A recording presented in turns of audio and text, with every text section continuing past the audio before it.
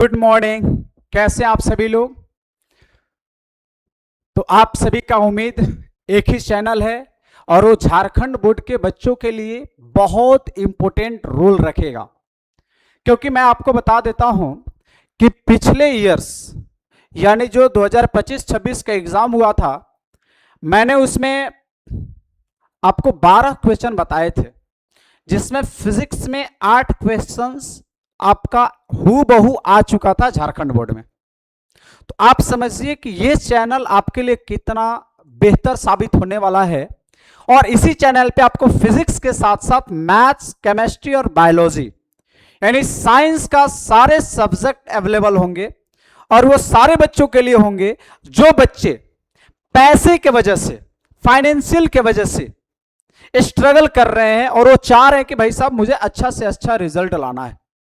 और मैं एकदम फ्री ऑफ कॉस्ट यानी इसी चैनल पे फ्री ऑफ कॉस्ट आप सभी तक हम लोग पहुंचने का कोशिश कर रहे हैं ताकि आपका रिजल्ट अच्छा हो।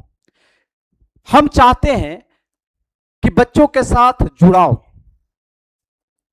हमेशा होना चाहिए और वो हर एक टीचर का होना चाहिए, हर एक शिक्षक का होना चाहिए।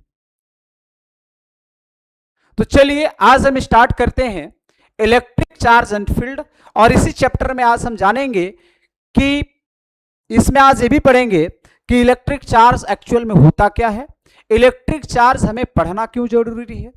ठीक है, इलेक्ट्रिक चार्ज का कंप्लीट प्रॉपर्टी के बारे में पढ़ेंगे, यानी चार्जिंग के बारे में पढ़ेंगे कि किसी भी बॉडी को कैसे हम चार्ज कर सकते हैं। आज हम लोग पार्ट 1 में सारा चीज हम लोग देखने वाले हैं। तो आज हम लोग धमाल मचाने वाले हैं। तो इससे पहले हमें जानना बहुत जरूरी है कि इस चैप्टर में सबसे पहले चीज हमें पढ़ना क्या है, इलेक्ट्रिक चार्ज एंड फील्ड किसका ब्रांच है। और क्लास 12th की अगर एक्चुअल में मैं बात करूं ना, तो क्लास 12th में बच्चे, क्लास 12th की अगर एक्चुअल में मैं बात करता हूं तो क्लास 12th की फिजिक्स में, अगर मैं फिजिक्स की बात करता हूं तो फिजिक्स में कम से कम आपको 4 ब्रांच पढ़ना होगा जो कि आपका मेजर ब्रांच है। पहला ब्रांच है इलेक्ट्रोस्टैटिक्स। इलेक्ट्रोस्टैटिक्स सेकेंड आपको पढ़ना होगा इलेक्ट्रोडायनेमिक्स। इलेक्ट्रोडायनेमिक्स थर्ड आपको पढ़ना होगा ऑप्टिक्स। और फोर्थ आपको पढ़ना होगा मॉडर्न फिजिक्स। मॉडर्न फिजिक्स आप थोड़ा सा इसमें ध्यान देंगे। अगर मैं इसकी मैं बात करता हूं, इलेक्ट्रोस्टैटिक्स, इलेक्ट्रोडायनेमिक्स और ऑप्टिक्स और मॉडर्न फिजिक्स ये आपके पास आती है। और इसमें अगर मैं बात करूं, तो इलेक्ट्रोस्टैटिक्स प्लस इलेक्ट्रिसिटी एक चैप्टर है जो कि इलेक्ट्रोडायनेमिक्स का ही पार्ट है। अब सबसे पहले इस चीज को हम लोग समझेंगे कि ये इलेक्ट्रोस्टैटिक्स और इलेक्ट्रोडायनेमिक्स एक्चुअल में आया कहां से, ये कैसे इसका बर्न हुआ, यानी इसका उत्पत्ति हुआ कैसे। तो सबसे पहले हम लोग पीछे आते हैं। तो पीछे मुझे समझ में आता है कि इलेक्ट्रोस्टैटिक्स और इलेक्ट्रोडायनेमिक्स एक बहुत बड़ा फिजिक्स का ब्रांच है, इलेक्ट्रोमैग्नेटिज्म। इलेक्ट्रोमैग्नेटिज्म वहां से आया है, इलेक्ट्रोमैग्नेटिज्म से आया है, यानी इलेक्ट्रो यानी इलेक्ट्रॉन प्लस मैग्नेट। आपको एक चीज समझ में आना चाहिए कि इलेक्ट्रॉन की वजह से ही आपका मैग्नेटिक फील्ड प्रोड्यूस हो रहा है। इलेक्ट्रॉन प्लस मैग्नेट, आप इस चीज को ध्यान देंगे तो यहां पे क्या निकल के आ रहा भाई, इलेक्ट्रॉन प्लस मैग्नेट। यानी अब इस चीज को आपको समझना होगा कि भाई ये इलेक्ट्रॉन प्लस मैग्नेट एक्चुअल में है क्या, एक्चुअल में है क्या। तो आप एक चीज समझना होगा इसमें कि इलेक्ट्रॉन एक्चुअल में एक चार्ज होता है। क्या होता है? चार्ज। जैसे मैं सिंपल एक चीज में समझाने की कोशिश करूं तो आपने एटम के बारे में पढ़ा होगा। एटम में आप लोगों ने समझा होगा कि एटम के अंदर इलेक्ट्रॉन और प्रोटॉन दोनों होते हैं। और इलेक्ट्रॉन को देखा गया है कि इलेक्ट्रॉन और प्रोटॉन दोनों का नेचर कैसा होता है, बिहेवियर होता है चार्ज का। तो अभी हम सिर्फ यहां समझेंगे कि इलेक्ट्रॉन यहां पे क्या है भाई, चार्ज है। इलेक्ट्रॉन दो कंडीशन में हो सकता है। तो आप बोलो कि सर ये कौन कौन सा कंडीशन में इलेक्ट्रॉन हो सकता है? तो दो कंडीशन कहने का मतलब है कि इलेक्ट्रॉन आपका रेस्ट में भी हो सकता है और इलेक्ट्रॉन आपका मोशन में भी हो सकता है। यस या नो? आप जवाब दो, हो सकता है कि नहीं हो सकता है? कहने का मतलब है कि आपका इलेक्ट्रॉन दो कंडीशन में हो सकता है। एक कंडीशन हो सकता है रेस्ट का और एक कंडीशन हो सकता है मोशन का, इलेक्ट्रॉन का। एक कंडीशन हो सकता है रेस्ट का और एक कंडीशन हो सकता है मोशन का। जिस समय चार्ज का स्पीड 0 होगा वो कहलाता है रेस्ट, और जिस समय चार्ज का स्पीड 0 नहीं होगा उस समय समझिए कि वो चार्ज क्या है, मोशन में। मैं आगे भी बताऊंगा कि मोशन किस तरह से होगा। तो जब चार्ज अगर आपका रेस्ट में होता है भाई, जब चार्ज आपका रेस्ट में होता है उस समय फिजिक्स का एक ब्रांच होता है इलेक्ट्रोस्टैटिक्स। कौन सा ब्रांच होता है? इलेक्ट्रोस्टैटिक्स। और जब चार्ज मोशन में होती है उस समय फिजिक्स का ब्रांच होता है इलेक्ट्रोडायनेमिक्स। क्या होता है? इलेक्ट्रोडायनेमिक्स। इलेक्ट्रोडायनेमिक्स। यहां पे एक चीज समझना होगा, स्टैटिक्स, एक्चुअल में स्टैटिक्स का मतलब क्या होता है? रेस्ट। और डायनेमिक्स का मतलब क्या होता है? मोशन। आपको यहां से समझ में आया? यानी आप समझिए कि इलेक्ट्रोमैग्नेटिज्म, ये जो आपका इलेक्ट्रोस्टैटिक्स और इलेक्ट्रोडायनेमिक्स निकल के आया है ना, वो फिजिक्स का बहुत बड़ा ब्रांच है इलेक्ट्रोमैग्नेटिज्म, वहां से निकल के आया है, यानी इलेक्ट्रो प्लस मैग्नेट। आपको यह भी चीज समझेंगे कि भाई इलेक्ट्रॉन की वजह से क्या मैग्नेटिक फील्ड जनरेट होता है, क्या इलेक्ट्रॉन की वजह से क्या मैग्नेटिक फील्ड प्रोड्यूस होता है? तो हां, बिल्कुल। अगर जब चार्ज रेस्ट में होती है तो उसके वजह से कोई electric field, magnetic field generate नहीं होती है। लेकिन अगर वही चार्ज मोशन में होता है तो वहां पे क्या होगा कि मैग्नेटिक फील्ड जनरेट होता है। आगे ये भी चीज आपको समझ में आएगा कि जब किसी वायर में करंट पास होता है, तो करंट पास हो रहा है तो उसमें आपका इलेक्ट्रॉन दौड़ रहा है। क्या कर रहा है? दौड़ रहा है। तो दौड़ते समय इलेक्ट्रॉन क्या कर रहा है? दौड़ रहा है। तो दौड़ते समय उसके आसपास जो है ना, इसकी के आसपास मैग्नेट जनरेट होगा, यानी मैग्नेटिक फील्ड जनरेट होगा। अगर कोई भी कंपास को, मैग्नेटिक निडल को अगर हम इसी इलेक्ट्रिसिटी यानी इसमें जो करंट पास हो रहा है इसी के अगर मैं नजदीक सराउंडिंग में अगर मैं रख देता हूं तो मैग्नेटिक कंपास जो है ना वो डिफ्लेक्ट करना शुरू कर देगा, यानी ये बताएगा कि भाई साहब आपका इलेक्ट्रिक फील्ड जनरेट हो रहा, मैग्नेटिक फील्ड है इसके अराउंड में। ठीक है, तो ये चीज यहां से आया हुआ है। और यहां पे थोड़ा सा ध्यान देना होगा, जब यदि चार्ज रेस्ट होगा तो हमें पढ़ना है इलेक्ट्रोस्टैटिक्स। क्या पढ़ना है? इलेक्ट्रोस्टैटिक्स।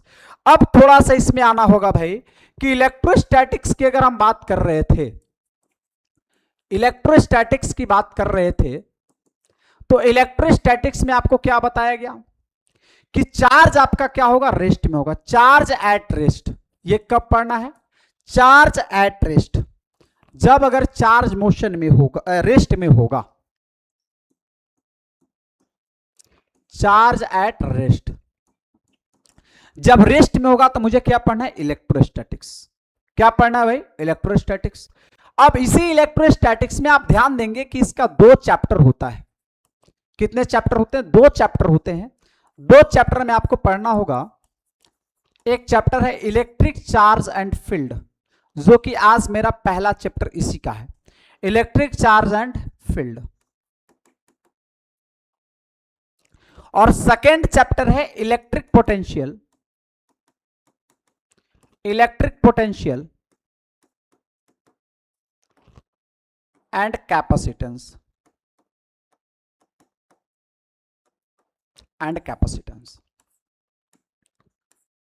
ये चैप्टर है इलेक्ट्रिक चार्ज एंड फील्ड। और एक चैप्टर है इलेक्ट्रिक पोटेंशियल एंड कैपेसिटेंस, जो कि इलेक्ट्रोस्टैटिक्स का ब्रांच में आता है। इसमें क्या है कि इसमें आपका चार्ज क्या होता है? रेस्ट में होते हैं। इसमें चार्ज क्या होते हैं? रेस्ट में होते हैं। अब आगे की अगर हम बात करेंगे, थोड़ा सा यहां पे मैं बता रहा था इलेक्ट्रोडायनेमिक्स में भी, तो इलेक्ट्रोडायनेमिक्स में क्या था कि चार्ज मोशन में होना चाहिए, इन मोशन। चार्ज किस में होना चाहिए? मोशन में होना चाहिए।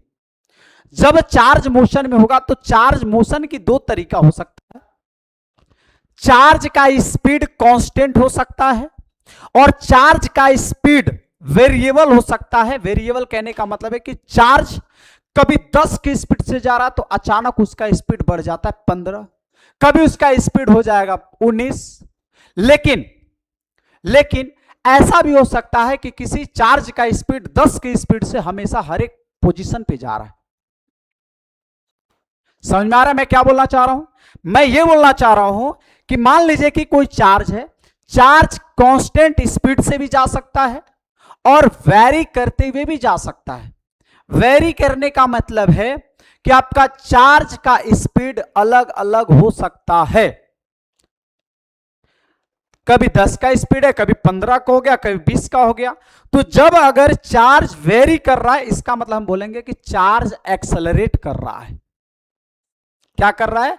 चार्ज एक्सेलरेट कर रहा है, यानी अपना एक्सेलरेशन। जैसे एक्सेलरेशन कब बोलते हैं, आप एकदम सिंपल भाषा में समझिएगा कि जब आप गाड़ी चलाते हैं ना, तो गाड़ी चलाते समय आप जैसी बोलता है ना कि एस्केलेटर लो, तो एस्केलेटर लो कहने का मतलब स्पीड बढ़ाओ। तो स्पीड बढ़ रहा है, इसका मतलब है कि एक्सेलरेशन हो रहा है, एक्सेलरेट कर रहा है। तो चार्ज का दो कंडीशन होता है, चार्ज एक्सेलरेट भी करेगा, समझ रहे हो?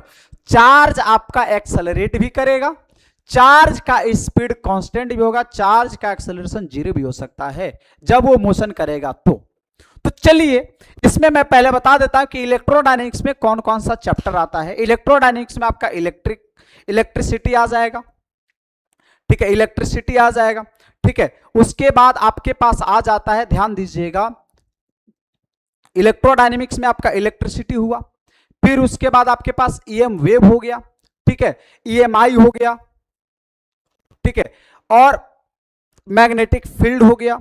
ये सारा जो चैप्टर है वो सब किस में आता है? इलेक्ट्रोडायनेमिक्स में आता है। ऑप्टिक्स में आपके पास रे ऑप्टिक्स हो जाता है, वेव ऑप्टिक्स आता है। मॉडर्न फिजिक्स में आपके पास आ जाता है, एटम आ जाता है, न्यूक्लियाई आ जाता है, सेमीकंडक्टर आ जाता है, ठीक है।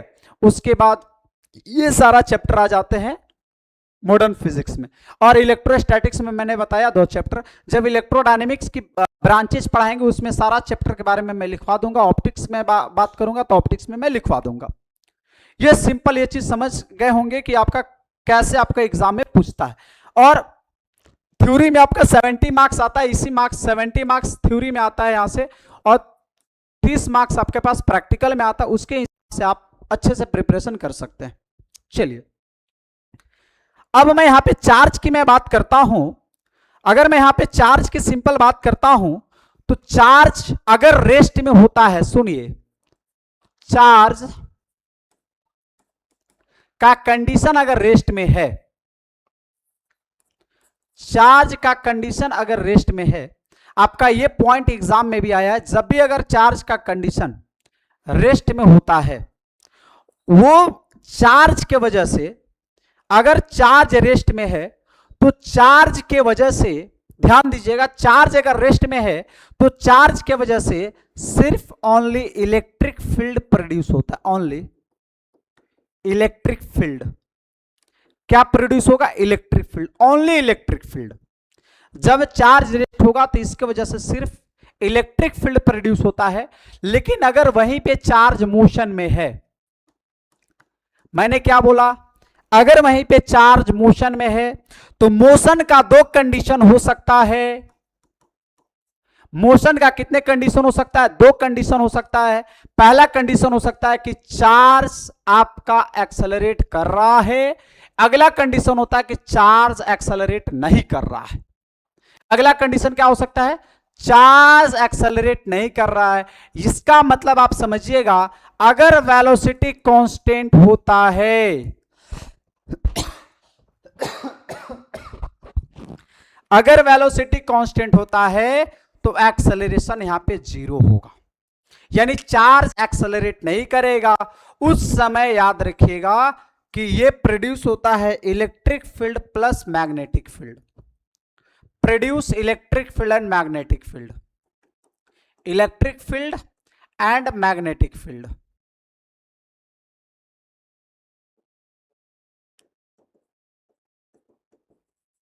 ठीक है। जब चार्ज अगर मोशन में होगा, और मोशन कैसा, जब चार्ज का स्पीड कांस्टेंट होगा, यानी एक्सेलरेशन 0 होगा, उस समय इलेक्ट्रिक फील्ड और मैग्नेटिक फील्ड दोनों प्रोड्यूस करेगा। लेकिन अगर चार्ज का स्पीड कांस्टेंट नहीं होता है, चार्ज का स्पीड कांस्टेंट नहीं होता है, यानी चार्ज का speed is not equal to constant, तो acceleration is not equal to 0। यानी कहने का मतलब है कि आपका जो चार्ज है वो एक्सेलरेट कर रहा है। चार्ज क्या कर रहा है, एक्सेलरेट कर रहा है। जब आपका चार्ज एक्सेलरेट करेगा, जब आपका चार्ज एक्सेलरेट करेगा, जब आपका चार्ज एक्सेलरेट करेगा, अभी मैं क्लास में हूं, जब चार्ज यहां पे एक्सेलरेट करेगा, तो चार्ज एक्सेलरेट करेगा उस समय याद रखिएगा प्रोड्यूस करता है इलेक्ट्रिक फील्ड के साथ साथ मैग्नेटिक फील्ड और EM wave, electromagnetic wave produce क्या करता है, ईएम वेव यानी इलेक्ट्रोमैग्नेटिक वेव,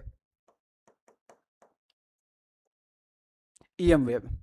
तो याद रखिएगा अगर यदि वेलोसिटी कांस्टेंट ना होता है, अगर एक्सेलरेशन आपका 0 नहीं होता है, उस समय यानी चार्ज आपका एक्सेलरेट कर रहा, उस समय यह इलेक्ट्रिक फील्ड के साथ साथ मैग्नेटिक फील्ड और ईएमएफ। आप याद रखिएगा इससे झारखंड बोर्ड ने 1 मार्क्स का क्वेश्चन पूछा है, इससे झारखंड बोर्ड ने 1 मार्क्स का क्वेश्चन पूछा, आपको इसको ध्यान में रखना होगा, इसलिए मैं इसके बारे में डिस्कस किया। चलिए अब हम आगे चलते हैं, आगे की ओर चलते हैं। चलिए सबसे बात कर रहे थे कि ये चार्ज एक्चुअल में होता क्या है, और चार्ज में सबसे पहले हम जानना चाहते हैं कि इलेक्ट्रिक चार्ज है क्या। इलेक्ट्रिक चार्ज, देखिए इलेक्ट्रिक चार्ज की अगर मैं बात करूंगा ना, तो it is the fundamental property of matter, यानी किसी भी मैटर के लिए एक फंडामेंटल प्रॉपर्टी है, किसी भी मैटर के लिए क्या है, एक फंडामेंटल प्रॉपर्टी है, या हम बोल सकते हैं it is the intrinsic property of material. ठीक है, इंट्रिंसिक प्रॉपर्टी किसका है, मटेरियल का है। और ये जो चार्ज होता है ना, वो क्या काम करता है कि due to which experience and produce electric and magnetic field, ये चार्ज या इलेक्ट्रिक फील्ड को एक्सपीरियंस कर सकता है, या फिर इलेक्ट्रिक फील्ड प्रोड्यूस कर सकता है, या फिर मैग्नेटिक फील्ड प्रोड्यूस कर सकता है, उसी को हम लोग बोलते हैं चार्ज। और एक तरह से समझिए किसी भी मटेरियल का एक एलिमेंट्री प्रॉपर्टी है। क्या है एलिमेंट्री प्रॉपर्टी, कहने का मतलब है कि ये हमेशा एग्जिस्ट करेगा ही। अगर कोई मुझे कहेगा कि आपका एक बिहेवियर मुझे पसंद नहीं है, लेकिन मेरा वो बिहेवियर है ही, उसके बिना मैं भी नहीं हूं, उस बिहेवियर के बिना मैं भी नहीं हूं, क्योंकि मेरा एक इंसान को पसंद नहीं है, लेकिन वही बिहेवियर की वजह से पूरा दुनिया मुझे जानती है। तो उसी तरह से है कि किसी भी मटेरियल के पास एक तरह का ये समझिए एक एलिमेंट्री पार्टिकल्स होता है, जिसी को हम लोग बोलते हैं इलेक्ट्रिक चार्ज। ठीक है, और इलेक्ट्रिक चार्ज जो है ना एक स्केलर क्वांटिटी होता है, इसका एसआई यूनिट हम लोग कूलॉम बोलते हैं, इसका सीजीएस में यूनिट होता है स्टेट कूलॉम। स्टेट कूलॉम के साथ साथ हम बोल सकते हैं फ्रैंकलिन, क्या बोल सकते हैं, फ्रैंकलिन भी बोल सकते हैं। और अगर मैं बात करूं, एक कूलॉम इक्वल टू होता है 3 × 10⁹ ESU, और सबसे यानी लार्जेस्ट बड़ा चार्ज यानी लार्जेस्ट चार्ज जो होता है ना, फराडे होता है, लार्जेस्ट यूनिट ऑफ चार्ज क्या होता है, फराडे होता है। अगर मैं यहां पे बात करूं, एक फराडे इक्वल टू होता है 96500 कूलॉम्स, इतना आप इसको याद रखेंगे, 96500 इतना कूलॉम्स होता है 1 फराडे इक्वल टू। अब बात यहां पे आता है कि चार्ज तो मुझे पता चल ही गया है कि चार्ज एक्चुअल में होता क्या है। अब चार्ज की जैसी बात किया गया कि भाई चार्ज का नेचर कैसा होता है, तो उसी में एक साहब आते हैं, डिफॉग नाम के एक साइंटिस्ट आते हैं, उन्होंने कह दिया, गलती से समझो कह दिया कि there are 2 type of charge, गलती से कहा था। हर एक दुनिया, आप याद रखिएगा, आप सही हैं, ये किसी दुनिया को पसंद नहीं है। बस दुनिया आपको इंतजार करती कि आप कब गलत होंगे, क्योंकि गलत का चर्चा होती, सही का चर्चा कभी नहीं होती है। उसी तरह से डिफॉक साहब का गलती यही था कि उन्होंने कह दिए थे कि there are two types of charge, यानी चार्ज दो प्रकार की होती है। पहला तो पूरा दुनिया उन पे कहने लगा कि बता दो कौन कौन सा चार्ज होता है, लेकिन उन्होंने नाम तक नहीं बताया कि भाई दो तरह का चार्ज होता है, लेकिन उन्होंने नाम नहीं बताया। उनका यही गलती था। अगर वो बता देते तो सारा दुनिया उनसे कहता कि प्रूफ करके दिखाओ कि सही में ये इसका नाम हो सकता है। उनको बहुत ज्यादा प्रेशर हुआ। फिर उन्होंने अपने अंकल, मतलब अंकल कहो बेंजामिन फ्रैंकलिन, अपने अंकल के पास जाते जिनका नाम है बेंजामिन फ्रैंकलिन। उनसे जब ये बात करते हैं तो उन्होंने कहता है कि ठीक है बेटा, तुमने तो गलती कर ही दिया, बता ही दिया, लेकिन याद रखना किसी का भी संघर्ष में एक सिंगल व्यक्ति का हाथ नहीं होता है, उसके साथ उसके पीछे दो हाथ होते हैं। तो फ्रैंकलिन ने समझाया, कहे कि कोई बात नहीं, तुमने जो भी बोला होगा हो सकता वो सही भी हो सकता है। तो बेंजामिन फ्रैंकलिन ने इस बात को एक्सेप्ट किया। फिर उन्होंने रिसर्च किया कि मैं ये कैसे साबित करूं कि सच में चार्ज दो तरह का होता है। बात यहां आई थी साबित करने की।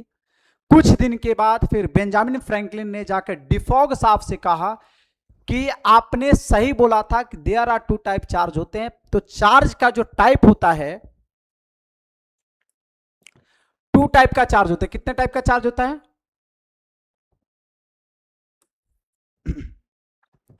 अगर हम टाइप ऑफ चार्ज की बात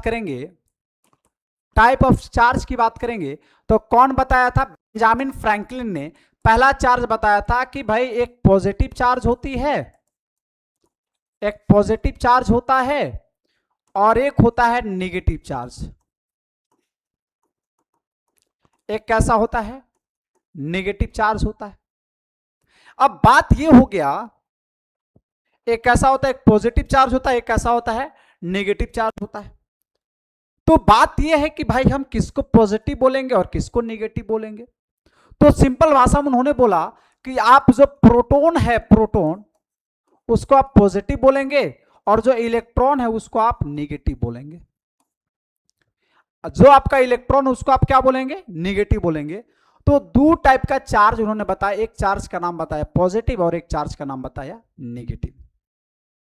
अब क्या बोलता है कि बॉडी चार्ज है, कब बोलेंगे कि मतलब बॉडी पॉजिटिव चार्ज है या नेगेटिव चार्ज है, हम कब बोलेंगे इस बात को?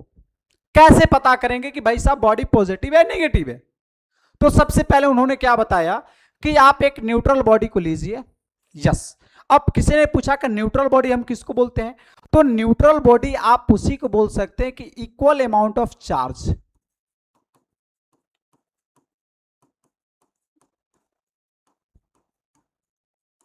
इक्वल अमाउंट ऑफ चार्ज मतलब कहने का मतलब है कि positive charge and negative charge, मतलब जिसके पास जितना पॉजिटिव है उतना ही नेगेटिव है, तो वो बॉडी कहलाता है न्यूट्रल। अब हम चाहते हैं किसी न्यूट्रल बॉडी को हमें बनाना है पॉजिटिव या नेगेटिव। यही बॉडी को हमें क्या बनाना है? पॉजिटिव या फिर नेगेटिव बनाना है। अब बनाएंगे कैसे? तो आप यहां पे थोड़ा सा ध्यान देना होगा। ये न्यूट्रल कहने का मतलब इक्वल अमाउंट में हो सकता है 10 कूलम प्लस चार्ज है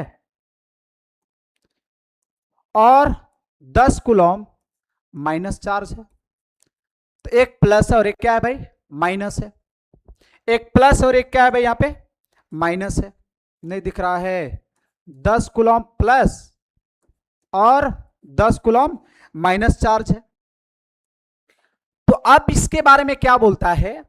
अगर इसमें से, इसी बॉडी में से, अगर न्यूट्रल बॉडी में से अगर हमारे पास पॉजिटिव या नेगेटिव चार्ज की संख्या अगर ज्यादा हो जाता है, तो कैसे पता करें भाई कौन सा पॉजिटिव चार्ज की संख्या ज्यादा है, कौन सा पॉजिटिव चार्ज की संख्या कम है? कैसे पता करेंगे? तो आपको पता होना चाहिए कि हम किसी भी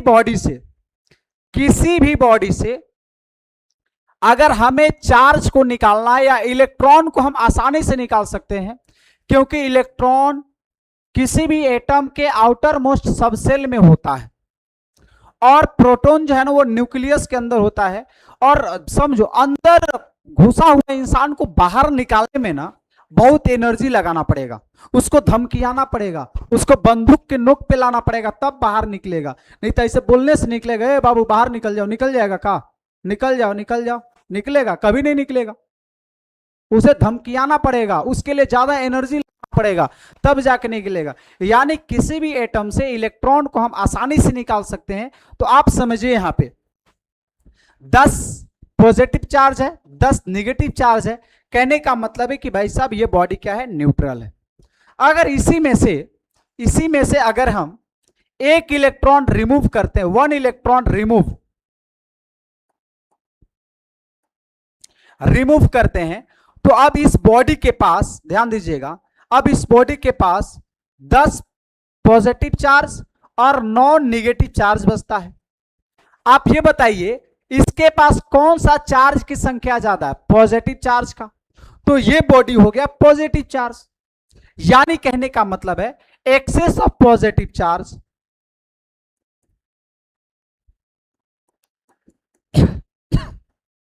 एक्सेस ऑफ पॉजिटिव चार्ज। और इसमें किस चीज का कमी है? किस चीज का कमी है? तो कमी है निगेटिव चार्ज का। तो हम बोल सकते हैं कि डिफिशियंसी ऑफ नेगेटिव चार्ज। तो आपको एक चीज याद रखना होगा, आपको एक चीज याद रखना होगा, अगर किसी चार्ज की अगर हम बात करेंगे, अगर किसी भी बॉडी में पॉजिटिव चार्ज की अगर संख्या ज्यादा होगा तो body will be positive, body charge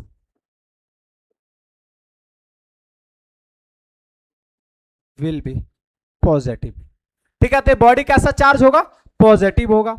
ये बॉडी कैसा चार्ज होगा? पॉजिटिव होगा, क्योंकि इसमें इलेक्ट्रॉन मतलब नेगेटिव चार्ज की कमी है और इसमें आपके पास एक्सेस किसका है? पॉजिटिव चार्ज का। जिस चीज का एक्सेस होता है उसी का आपके पास यहां पे क्या होता है भाई साहब?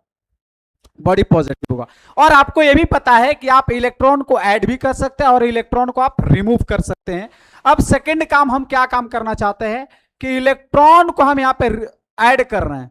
1 इलेक्ट्रॉन ऐड, एक इलेक्ट्रॉन ऐड करेंगे तो अब यही वाला जो है ना इसके पास कितना इलेक्ट्रॉन हो जाएगा? 10 कूलम था, अब 11 गो इलेक्ट्रॉन हो जाएगा, नेगेटिव चार्ज हो गया। तो आप ये कह सकते हैं कि इसमें क्या हो गया? एक्सेस ऑफ इलेक्ट्रॉन यानी एक्सेस ऑफ नेगेटिव चार्ज और डिफिशियंसी ऑफ पॉजिटिव चार्ज। यानी कहने का मतलब है इसमें पॉजिटिव चार्ज का कमियां हो गई और नेगेटिव चार्ज का एक्सेस हो गया, यानी नेगेटिव चार्ज इसमें ज्यादा हो गया।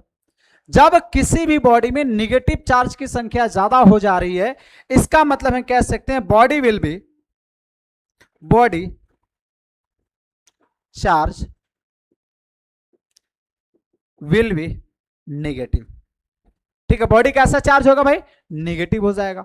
बॉडी कैसा चार्ज हो जाएगा? नेगेटिव हो जाएगा। तो हमेशा इस चीज को याद रखिएगा, अगर जब हम किसी भी, सुनो, अगर कोई बॉडी, मैं आपसे एक क्वेश्चन पूछना चाहता हूं, अगर मान लीजिए एक बॉडी ए है और एक बॉडी यहां पे बी है, अगर यहां पे कोई बोलता है कि ये बॉडी नेगेटिव है और ये बॉडी पॉजिटिव है, आप क्या कहोगे? आप एक यही बात बोलोगे ना कि इसमें नेगेटिव चार्ज ज्यादा है, इसमें आपका पॉजिटिव चार्ज ज्यादा है। इसका मतलब इसमें एक इलेक्ट्रॉन को ऐड किया गया है, इसमें एक इलेक्ट्रॉन को रिमूव किया गया है। समझ में आया? यानी आप समझो कि किसी में एक इलेक्ट्रॉन जब ऐड किया जाएगा तो वो बॉडी नेगेटिव बन जाएगा और किसी में एक इलेक्ट्रॉन रिमूव किया जाएगा वो बॉडी कैसा बन जाएगा? रिमूव करने के बाद पॉजिटिव। मतलब अगर पॉजिटिव का एक्सेस होगा तो पॉजिटिव बनेगा, अगर नेगेटिव का एक्सेस होगा तो नेगेटिव बनेगा। समझे? तो इस तरह से चीजें हम बता सकते हैं। इस तरह से हम चीजें क्या कर सकते हैं भाई, बता सकते हैं। एक इलेक्ट्रॉन को ऐड करेंगे, एक इलेक्ट्रॉन को हम रिमूव कर सकते हैं। चलिए अब आगे की अगर हम बात करेंगे, समझिएगा, अगर हम आगे की बात करते हैं, आगे की हम बात करते हैं,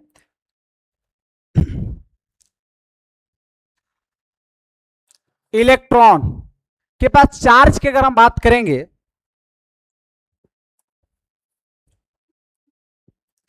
एक इलेक्ट्रॉन की चार्ज की बात करेंगे तो चार्ज होता है 1.6 इंटू 10 के पावर माइनस 19 कूलम। और एक मास ऑफ इलेक्ट्रॉन की बात करते हैं तो इसका वैल्यू होता है 9.1 इंटू 10 के पावर माइनस 31 केजी। अगर एक प्रोटॉन की बात करते हैं, एक प्रोटॉन की चार्ज की बात करते हैं तो 1.6 इंटू 10 के पावर माइनस 19 कूलम होता है। इसका मतलब कि जो यहां पे बस सिर्फ हम माइनस लगाते हैं, यहां पे हम प्लस लगाते हैं, इससे ये पता चलता है कि ये प्रोटॉन है और ये आपके पास क्या इलेक्ट्रॉन है, नेगेटिव चार्ज लगा हुआ है।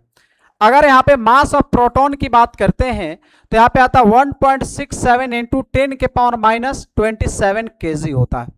ये मास ऑफ प्रोटॉन है, ठीक है।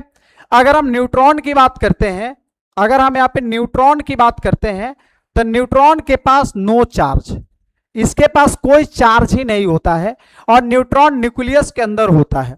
और मास ऑफ न्यूट्रॉन की बात करेंगे तो मास ऑफ न्यूट्रॉन जो होता है, मास ऑफ प्रोटॉन का सिमिलर होता है मास ऑफ न्यूट्रॉन।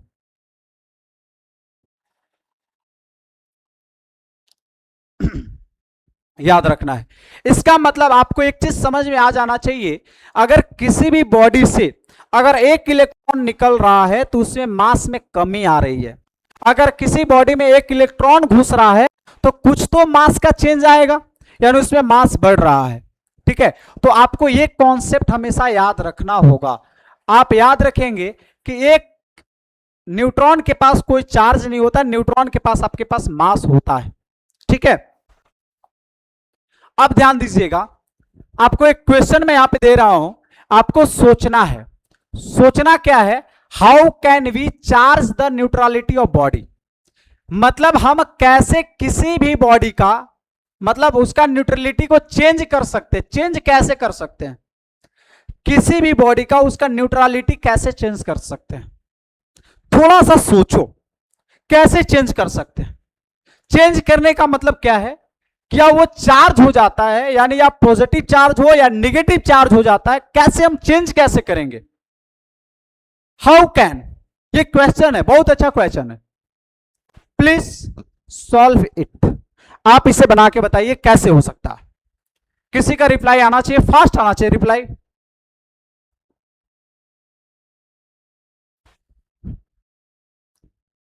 बताइए जल्दी फास्ट। चलिए मैं बताता हूं यहां पे, अगर किसी भी बॉडी का न्यूट्रलिटी को अगर मुझे चेंज करना है, किसी भी बॉडी का अगर न्यूट्रलिटी को चेंज करना, इसका मतलब है कि हम उस बॉडी का, अगर ये न्यूट्रल बॉडी है तो उसमें से या फिर इलेक्ट्रॉन को ऐड करेंगे या फिर इलेक्ट्रॉन को हम रिमूव करेंगे। अगर इलेक्ट्रॉन को ऐड करेंगे तो बॉडी आपका नेगेटिव चार्ज हो जाता है, बॉडी आपका नेगेटिव चार्ज हो जाता है। और अगर हम रिमूव करेंगे तो बॉडी आपका पॉजिटिव चार्ज हो जाता है। तो हम बॉडी को, इलेक्ट्रॉन को आप लिख सकते हैं, बॉडी में इलेक्ट्रॉन को ऐड करने से और इलेक्ट्रॉन को रिमूव करने से, रिमूव करने से वो न्यूट्रलिटी क्या हो जाती है, चेंज हो जाती है बॉडी का। याद रखेंगे। सेकेंड क्वेश्चन की बात करते हैं। सेकेंड क्वेश्चन कह रहा है कि a neutral body is charge negatively. कोई एक न्यूट्रल बॉडी है, चार्ज निगेटिवली है, चार्ज नेगेटिव है, और कह रहा है कि what happened to its mass, what happened to its mass, what happened its mass. Hello hello hello, अभी मैं क्लास में वो बात करता हूं।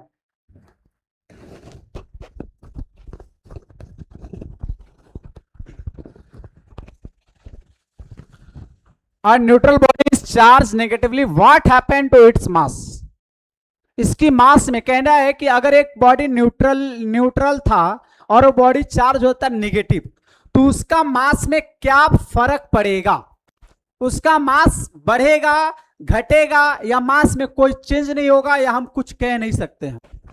आपका 4 ऑप्शन है, बढ़ेगा, घटेगा, या सेम रहेगा, या कैन नॉट से, या हम कुछ नहीं कह सकते हैं। Please fast answer, please fast answer. आप सभी लोग बताइए क्या होगा। मैं बता रहा हूं ना, अगर आपको भाई इतिहास रचना है ना, तुम मेरे साथ रहो बस। मैं बता रहा हूं कि तुम लोग मेरे साथ सिर्फ रहो, बना के रखो, क्लास का मेंटेन करके रखो। मैं 100% बता रहा हूं कि आपका रिजल्ट बहुत बेहतर होने वाला है। फोड़ना है, इस बार बोर्ड में फोड़ देना है, हर एक जगह नाम गूंजना चाहिए आपका। मेरा नाम की कोई चिंता नहीं है, आपका नाम बहुत जरूरी है।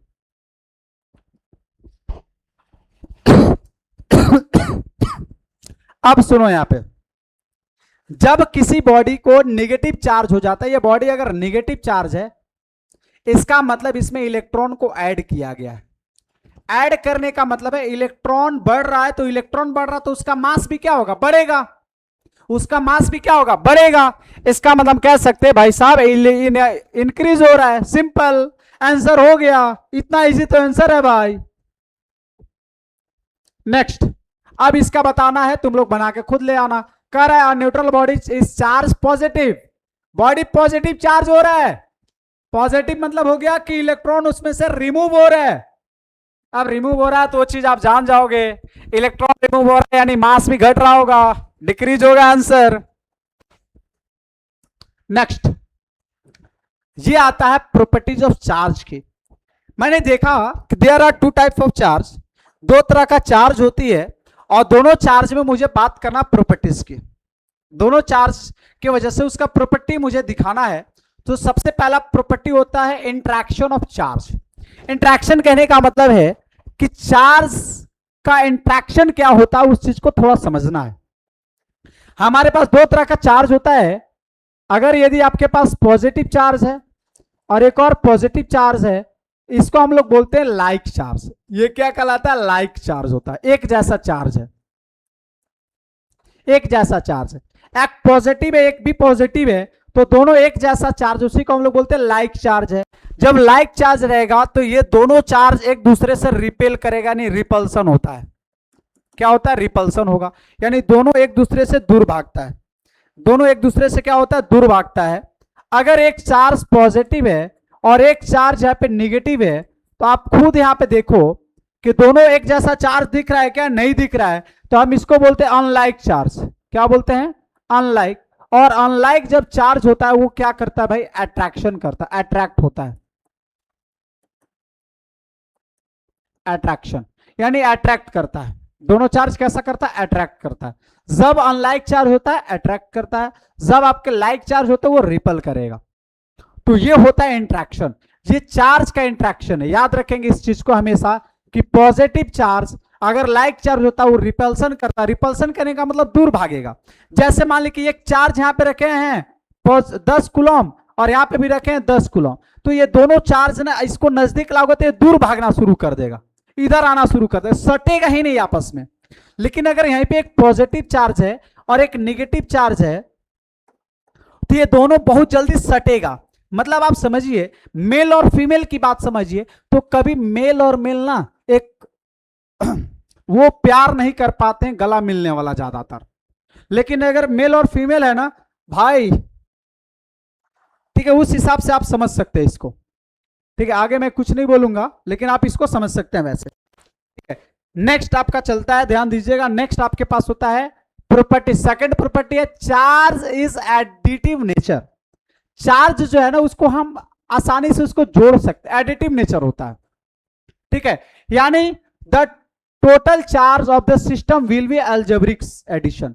कहने का मतलब है, अगर मान लीजिए कोई बॉडी है, इसके पास 10 कूलम चार्ज है, -9 कूलम है, +8 कूलम चार्ज है, +7 कूलम चार्ज है, -6 कूलम चार्ज है, तो ये सारा चार्ज को हम अगर हमें टोटल चार्ज निकालना होगा, टोटल चार्ज इस बॉडी का निकालना होगा, तो हम डायरेक्टली इसको ऐड करेंगे।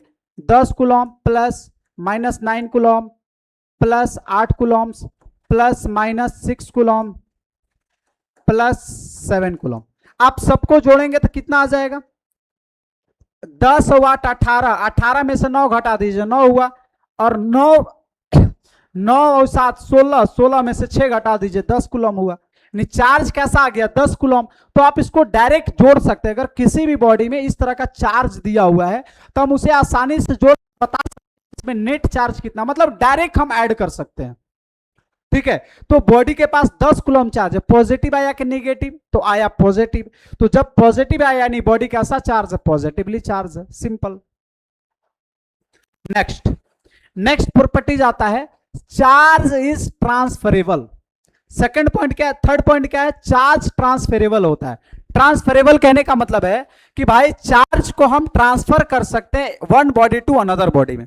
जैसे ध्यान दीजिएगा, charge transfer from higher potential body to lower potential body until both body have same potential.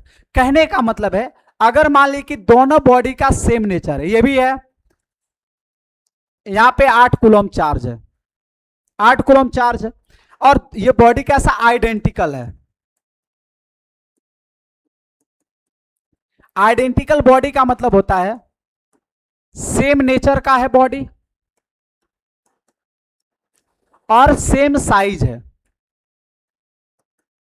तो जब सेम नेचर का और सेम साइज अगर होता है तो इक्वल चार्ज डिस्ट्रीब्यूट होता है, equal charge distribute, equal charge transfer होता है, इक्वल चार्ज ट्रांसफर होता है। कहने का मतलब थोड़ा सा समझिए, इसके पास भी 10 है, इसके पास भी 8 कूलम है, लेकिन आइडेंटिकल बॉडी, आइडेंटिकल मतलब है कि बॉडी का नेचर सेम है। अगर ये स्टील का है तो ये भी स्टील का है, इसका साइज अगर आपका सेम है, इसका भी साइज सेम रहेगा। आइडेंटिकल मतलब ये होता है। तो अभी ध्यान दीजिएगा, इसके पास ज्यादा चार्ज है, इसके मतलब ये हायर पोटेंशियल है, और इसके पास चार्ज कम है यानी ये लोअर पोटेंशियल होगा। ये हायर पोटेंशियल एचपी और एलपी होगा, ये लोअर पोटेंशियल होगा। तो चार्ज हमेशा याद रखिएगा हायर से लोअर की ओर ट्रांसफर होगा। कब? जब ये दोनों बॉडी को सटाएंगे, और सटाने के बाद बस इसमें पहले दोनों को जोड़ो, कितना हो गया? दोनों का चार्ज हो गया 18, 18/2 कर दो यानी 9 कूलम। यानी कितना चार्ज इसमें जाएगा भाई साहब? तो इसके पास अब 9 कूलम बचेगा, इसके पास भी 9 कूलम बचेगा। अब देखिए, दोनों के पास बॉडी सेम था, नेचर बॉडी आइडेंटिकल था, इसके पास 9 कूलम चार्ज था, इसके पास भी 9 कूलम था, दोनों के पास अब पोटेंशियल सेम हो गया। तो वही बोल रहा है कि जब तक ट्रांसफर करेगा तब तक दोनों बॉडी का पोटेंशियल सेम ना होगा, यानी चार्ज आपका ट्रांसफरेबल होता है। इस पॉइंट को आपको याद रखना होगा। नेक्स्ट की ओर चलते हैं। Charge is invariant but mass is variant. Charge आपका क्या होता है? इनवेरिएंट होता है। इनवेरिएंट कहने मतलब होता है कि charge is independent frame of reference, charge on a body does not change what ever be its speed. कहने का मतलब है कि जो चार्ज है ना वो एकदम इंडिपेंडेंट होता है फ्रेम ऑफ रेफरेंस से, मतलब उसको कहां से फेंका जा रहा है। ठीक है, चार्ज जो है ना कहीं से भी हो, कहीं से भी इनवर्स में। अगर जैसे मास की अगर हम बात करेंगे तो अर्थ का मास, अगर मास की बात करेंगे, अर्थ मतलब मास जो है फ्रेम ऑफ रेफरेंस पे डिपेंड करता है, लेकिन चार्ज फ्रेम ऑफ रेफरेंस पे डिपेंड नहीं करता, इसीलिए इनवेरिएंट है। और चार्ज ध्यान दीजिए, अगर 10 कूलम चार्ज है, 10 कूलम चार्ज को अगर हम 10 मीटर की स्पीड से अगर हम फेंकेंगे तो भी इसका मास में कोई चेंज नहीं आएगा, तभी 10 कूलम ही रहेगा। अगर 100 मीटर की स्पीड से फेंकेंगे तभी इसका मास में कोई चेंज नहीं आएगा, 10 कूलम ही रहेगा। इसीलिए क्या है, ये आपका इनवेरिएंट होता है, चार्ज इनवेरिएंट नेचर का होता है। लेकिन मास में आपके पास फॉर्मूला होता है मास का, m0/√1 - v²/c²। ये आपका मास का फॉर्मूला है, और ये आपका m0 आपके पास होता है इनिशियल मास, इनिशियल मास होता है कहने का मतलब है, और c का मतलब होता है स्पीड ऑफ लाइट।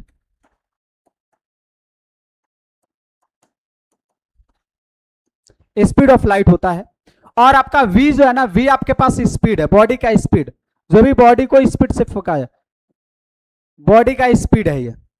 अब थोड़ा सा समझिएगा, कहने का मतलब है कि मास आपका वेरिएंट नेचर का इसलिए होता है क्योंकि मास, किसी बॉडी का मास उसका स्पीड पे डिपेंड करने लगता है। मतलब किसी बॉडी को बहुत स्पीड से फेंक दिए ना तो उसका मास कुछ डिक्रीज हो जाता है। डिक्रीज कहने का मतलब है कि उसका जो मास है वो एनर्जी में कन्वर्ट हो जाता है, मास इक्विवेलेंट एनर्जी, यानी हम कह सकते हैं E=mc² में चला जाता है। अब यही जो मास जो चेंज हुआ है ना, वो मास कितना चेंज होगा, तो इतना मास चेंज होगा जितना स्पीड से उसको फेंका जाएगा, मतलब कुछ ना कुछ उसका मास में चेंजेस आएगा। जैसे चार्ज को स्पीड से फेंका गया, इसका चार्ज का मैग्नीट्यूड पे कोई फर्क नहीं पड़ा, लेकिन मास के मैग्नीट्यूड पे फर्क पड़ जाएगा और वो एनर्जी में कन्वर्ट हो जाएगा। यानी एम के स्थान पे हम वैल्यू ये वाला लगा सकते हैं, क्या लगा सकते हैं, m0/√(1-v²/c² इंटू c², ऐसे। यानी इतना एनर्जी में कन्वर्ट हो जाता है। तो मास जाता कहां है, तो एनर्जी में कन्वर्ट होता है, याद रखेंगे इस बात को। तो आपके पास चार्ज इनवेरिएंट नेचर का होता है लेकिन मास वेरिएंट नेचर का होता है। ये सब आप प्रॉपर्टी लिख सकते हैं। Next, mass can exist without charge but charge can not exist without mass. बिल्कुल, मतलब कह रहा है कि मास जो है ना वो बिना चार्ज का एग्जिस्ट नहीं करता है, बिना चार्ज का एग्जिस्ट नहीं करता मास, लेकिन charge can not exist without mass. लेकिन जो चार्ज है ना,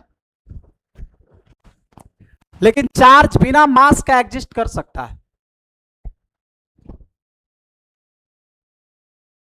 मास can not exist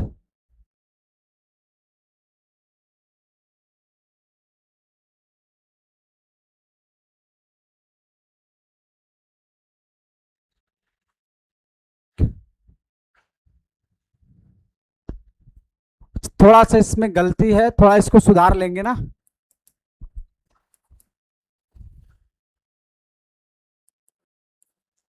charge can not exist without mass but mass can exist without charge. Charge जैसे एक एग्जांपल दे रहे हैं हम लोग, न्यूट्रॉन।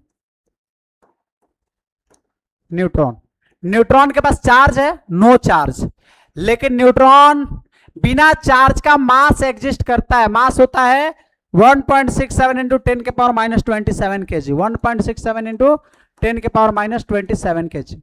कहने का मतलब ये, यानी charge can not exist without mass, charge बिना मास का एग्जिस्ट नहीं कर सकता है, लेकिन मास कैन एग्जिस्ट विदाउट चार्ज, लेकिन मास बिना चार्ज का एग्जिस्ट कर सकता है।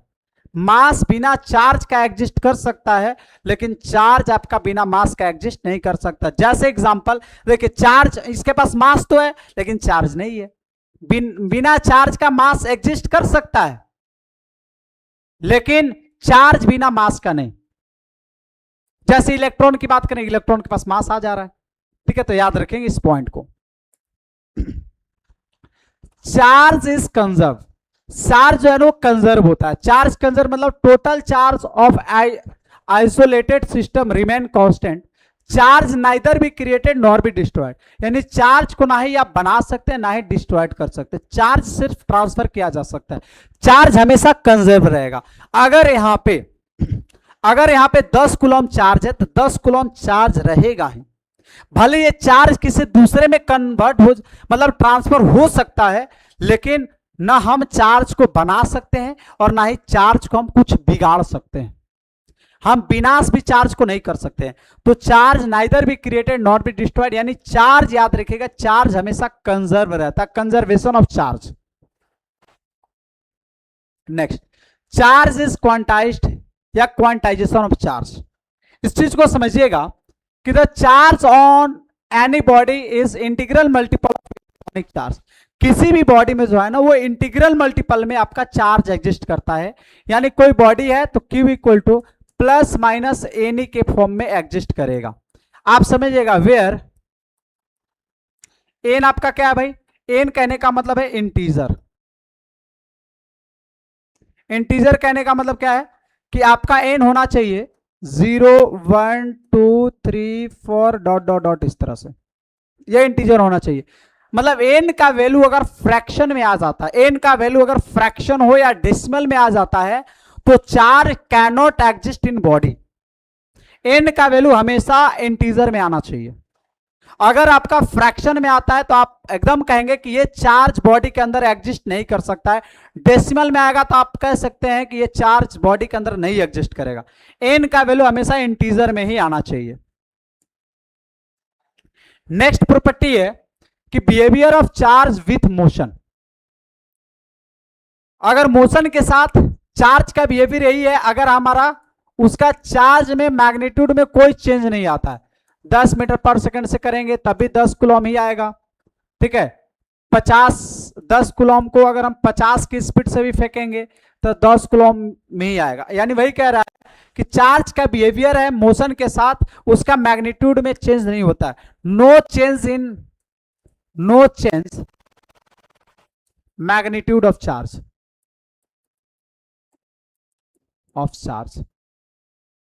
चार्ज के मैग्नीट्यूड में कोई चेंज नहीं आता है। इस चीज को हमेशा याद रख के चलना होगा, ठीक है। नेक्स्ट है क्वेश्चन है, ध्यान दीजिएगा, ये आपका क्वेश्चन है। कह रहा कि how many electron has to be remove from a body charge it by 1 coulomb. मतलब कह रहा है कि 1 कूलम चार्ज में से हम कितने इलेक्ट्रॉन को रिमूव कर सकते हैं।